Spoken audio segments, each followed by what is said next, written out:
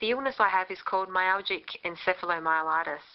It's an infectious neurological disease that's been around for centuries. It isn't new.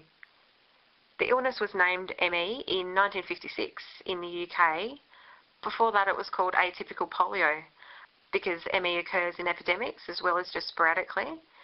And the epidemics of ME very often followed polio epidemics. And there are a whole host of other similarities between ME and polio as well, although we do now know that they aren't the same illness. More than anything, ME is a neurological disease. Damage to a certain part of the brain caused by a virus is essentially what ME is.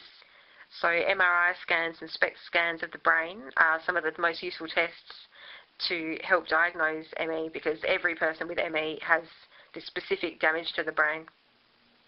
Although ME is primarily neurological, because of the way the brain is affected and the part of the brain that controls so many different bodily systems is affected, the central nervous system, you also end up with symptoms across almost every bodily system. Every bodily system is affected in some way. There are also a lot of significant effects on the heart, which also affects, a lot of different bodily systems in a lot of different ways. There are a large number of different symptoms of ME. ME is an acute onset illness. That means that you don't get sicker gradually over weeks or months. For me, one day I was a perfectly healthy, normal 19-year-old, and the next day everything changed. I had extensive brain damage, my heart was doing, and blood pressure were doing all sorts of strange things.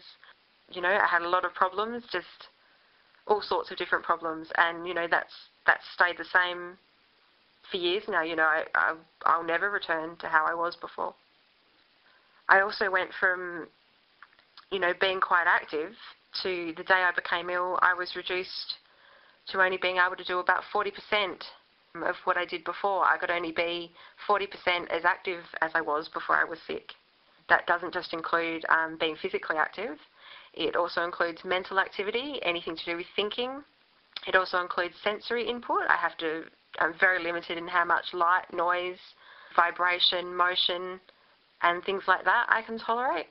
And I also have really strict limits on how long I can be upright, whether that's standing or sitting. Orthostatic stress, my heart just can't cope with that anymore.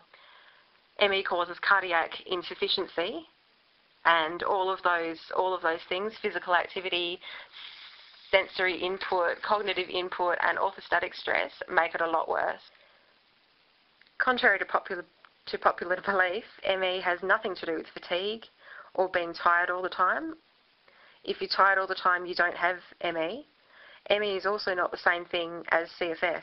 It isn't a medically unexplained gradual onset fatigue syndrome. It isn't medically unexplained at all. The theories being put around about CFS have been scientifically disproven in hundreds of different studies dating back to the 1950s with regard to ME. Contrary to popular belief, ME is also not hard to diagnose. It has a distinct list of characteristics and symptoms, and there are also a series of tests which can be used to help diagnose the disease. If all tests are normal, you do not have ME.